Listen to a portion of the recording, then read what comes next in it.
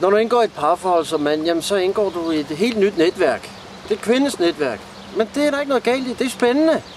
Man mister sine venner. Det gør man, når man indgår i et parforhold. Vi mænd synes bare, det er en udfordring. Vi er jo nysgerrige af natur. Jamen, så møder vi en ny kvinde. Hold da op, en spændende verden, det jo pludselig er. Den vil vi da ind i. Den vil vi da opdage. Jamen, jeg kan ikke se problemet.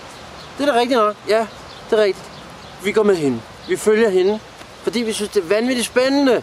Konens veninde fra arbejdet. Vi synes bare, nej, det er en spændende tummebus, vi skal nu. Og hendes skide, kedelige revisor, politikermand. Hvor skal vi hen? Du må godt selv styre det ret, fordi vi synes bare, det er interessant. Så går hun fra dig, og så sidder du der. Ja. Alle dine venner er væk. Der er du tilbage. Der har du bænken, og du har bajeren. Eller du sidder på havnen. Der sidder de nede på bænken. En mand mister aldrig sine venner, fordi mænd har et eller andet hemmeligt, udefinerbart bånd imellem hinanden, der aldrig ophæves.